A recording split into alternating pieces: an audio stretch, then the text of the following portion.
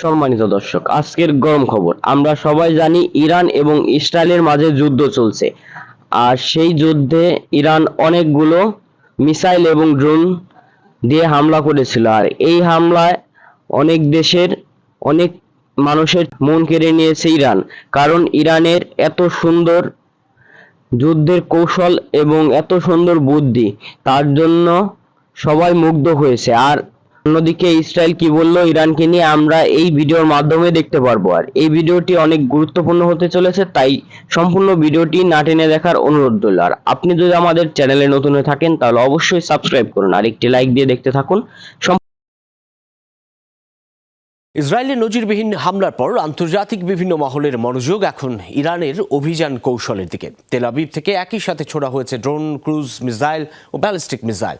কোনোটি দূরপাল্লায়, আবার কোনোটি স্বল্প পাল্লায় কার্যকর। সামরিক বিশেষজ্ঞরা বলছেন এই অভিযানে মধ্য দিয়ে ধারণা মিলল ইরানের অস্ত্র ও হামলা পদ্ধতির বৈচিত্র্য সম্পর্কে।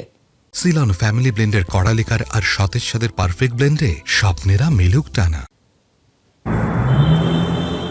ইরান, ইরাক, ইয়েমেন থেকে ইসরায়েলের পথে একের পর এক ড্রোন, ক্রুজ ও ব্যালিস্টিক মিসাইল।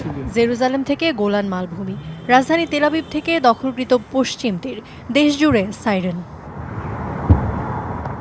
ইরানের রেভলিউশনারি গার্ডস আইআরজিসির বিবৃতিতে দাবি করা হয়, গুরুত্বপূর্ণ সামরিক স্থাপনায় সফলভাবে আঘাত হেনেছে তাদের অনেক মিসাইল, ধ্বংস করেছে লক্ষ্যবস্তু। সামরিক বিশেষজ্ঞরা বলছেন, শনিবারের হামলার মধ্য দিয়ে নিজেদের অস্ত্র ও হামলার পদ্ধতির বৈচিত্র্যের জানান দিয়েছে ইরান।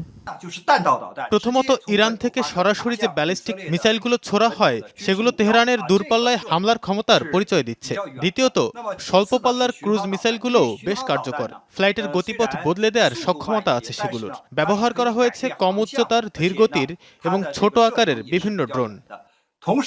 শুধু মিসাইল নয়, কম উচ্চতায় উঠতে সক্ষম ড্রোনও ইসরায়েলের জন্য তৈরি করতে পারে বড় চ্যালেঞ্জ, মনে করছেন বিশ্লেষকরা।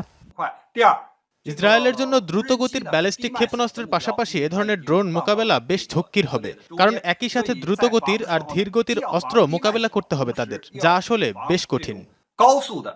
ইসরায়েলে ইরানের এই হামলার নিন্দায় যখন পশ্চিমা বিশ্ব, তখন জাতিসংঘ সনদ অনুযায়ী এই হামলাকে বৈধ বলছেন সংস্থাটির ইরান প্রতিনিধি। সনদের 51তম অনুচ্ছেদ তুলে ধরে তিনি বলেন, যে কোনো দেশের আত্মরক্ষার অধিকার রয়েছে, আর তাই সিরিয়ায় ইরানি কনসুলেটে হামলার পর এই অভিযান পুরোপুরি যৌক্তিক। সম্মানিত দর্শক, আশা করি আপনারা সম্পূর্ণ ভিডিওটি না টেনে দেখেছেন এবং এই ভিডিওটি দেখে আপনারা অনেক কিছু বুঝতে পেরেছেন। আর আপনার যদি এই ভিডিওর উপর কোনো গুরুত্বপূর্ণ মতামত থেকে থাকে তাহলে অবশ্যই কমেন্ট বক্সে জানান। আর আজকের ভিডিওটি এই পর্যন্তই, আবার দেখা হবে অন্য কোনো নতুন ভিডিওতে। ততক্ষণ সুস্থ থাকুন, ভালো থাকুন, আল্লাহ হাফেজ।